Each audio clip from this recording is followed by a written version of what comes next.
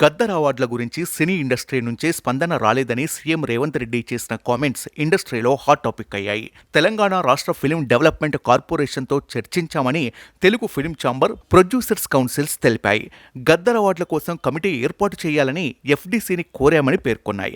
Committee ద్వారా విధి విధానాలను రూపొందించి ఎఫ్డీసీ ద్వారా ప్రభుత్వానికి అందజేస్తామని వెల్లడించాయి. అంతేకాకుండా ఫిల్మ్ ఛాంబర్ తన స్పందనను తెలియజేసింది. ఇంతకీ ఏమని తెలియజేసిందంటే, తెలుగు చలనచిత్ర వాణిజ్య మండలి మరియు తెలుగు చలనచిత్ర నిర్మాతల మండలి తరపున తెలుగు చలనచిత్ర పరిశ్రమ అభివృద్ధి కొరకు సీఎం రేవంత్ రెడ్డి, సినిమాటోగ్రఫీ మంత్రి కోమటిరెడ్డి వెంకటరెడ్డి చేస్తున్న కృషికి ధన్యవాదాలు.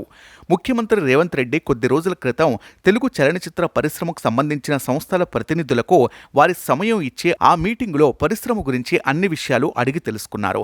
మన తెలుగు సినిమా ప్రపంచ స్థాయిలో మంచి పేరు తెచ్చుకుంటున్నందుకు సంతోష వ్యక్తపరుస్తూ తెలంగాణలో తెలుగు చలనచిత్ర పరిశ్రమ అన్ని రకాల అభివృద్ధికి కృషి చేస్తానని తెలియజేశారు. ఇకపై సినిమా పరిశ్రమకు చెందిన వారికి గద్దర్ అవార్డు ప్రదానం చేస్తామని, దానికి సంబంధించిన విధి విధానాలు తయారు చేయాలని కోరారు.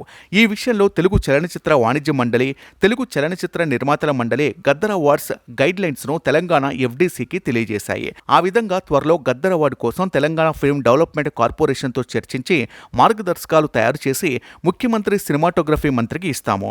గద్దర్ గారిని చూసి మేము గర్విస్తున్నాము. ఆయన నటుడిగా, కళాకారుడిగా, జానపద పాటలందు పేదలకు చేసిన సేవలకు, సేవా రంగంలో ఆయన చేసిన విలువైన కృషికి లెజెండ్గా ఆయనపై మాకు చాలా గౌరవం ఉందని తెలియజేస్తున్నాము అని తెలియజేసింది.